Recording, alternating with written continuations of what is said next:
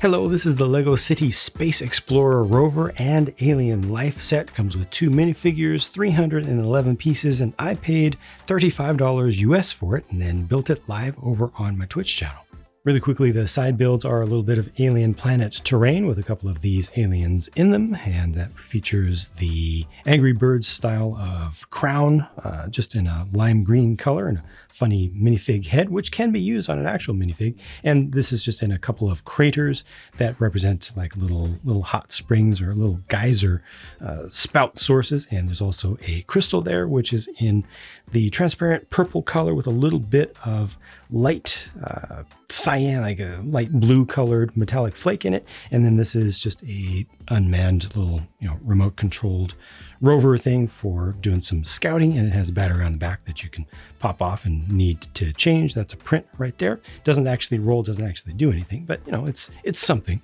The vehicle continues with this theme's Mass Effect styling, in my personal opinion. This one is an analog to the Mass Effect Andromeda rover called the Nomad. It's like a scout rover with the 6 wheels, large wheels like that.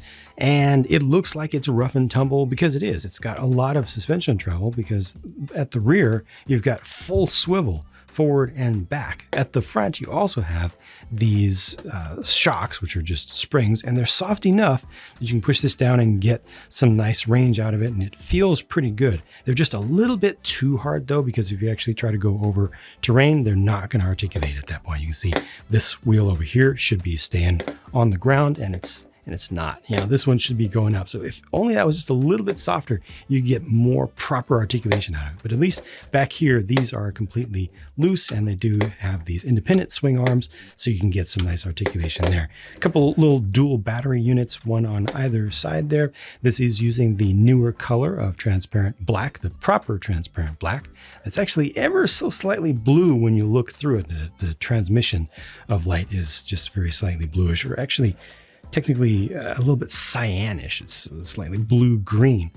Whole thing has a tremendous amount of rake to it. It's pretty well built up as far as the bulk that's added onto it, and it has a lot of different shapes that keep it from being too boring. The way that these little wings stick out on the side, they use the single short roller coaster track piece here, so you can actually connect a minifigure's hand to that if you want to. Got the little antenna off to the side.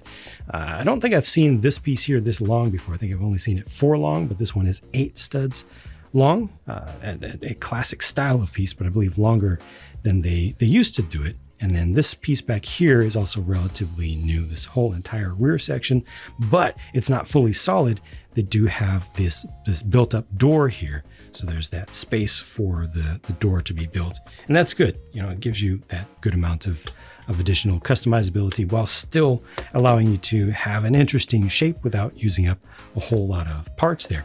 To get access to the interior of this, you can pull off the canopy, which then shows the main just the main control section of it with the print there on the front, a couple of suggested joysticks on the side for control as well. And then there's another spot for somebody to sit behind that, but you can also just pull all of this off here to get even more access, push the door down, and now everything's fully open. So it's easy to sit somebody here, sit somebody there, and then also have some cargo that you pick up. You can put on that pedestal, or you can just take that out entirely. And that's also a spot where you can put this thing in there, although I think you need to take the battery off of it for it to fit. It just barely fits, if you got it straight. I think the first time that I tried it, I didn't have it aligned properly, but yep, that's able to fit in there. So when you need to deploy it, just bring this down. It acts like a ramp, but you do need to have the roof off.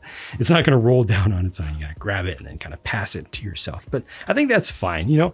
At least there's not a lot of wasted space here. I think they probably could have put just a little bit of something in the corners back here to have just an additional instrument or something for the backseat passenger to be looking at. Otherwise, it's not that big in the first place, so you can't expect too much, but at least everything that is there is usable space. You can put cargo in, you can put figures in.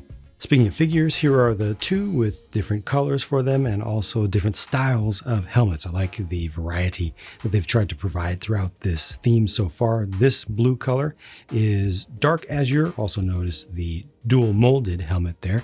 This green color is bright green, not your regular green.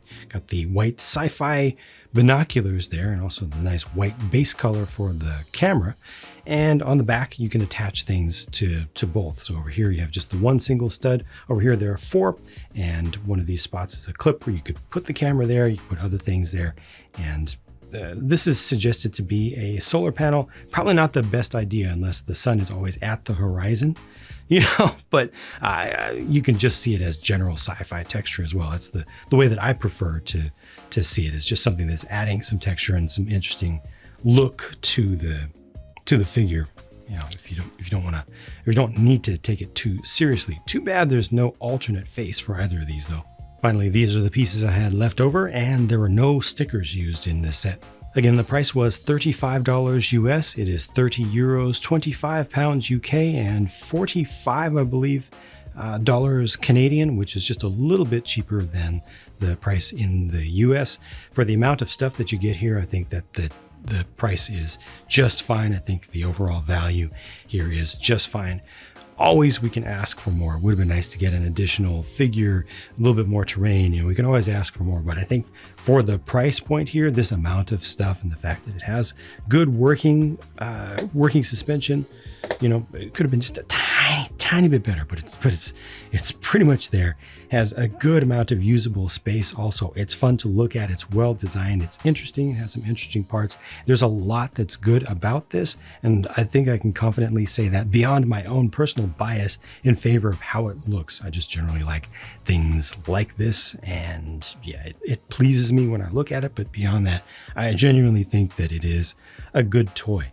So a good thing to have on the market, and not even overpriced for once. Thank you for watching. I've got many more things to build over on Twitch and many more reviews to bring you here. So I'll talk to you soon. Bye for now.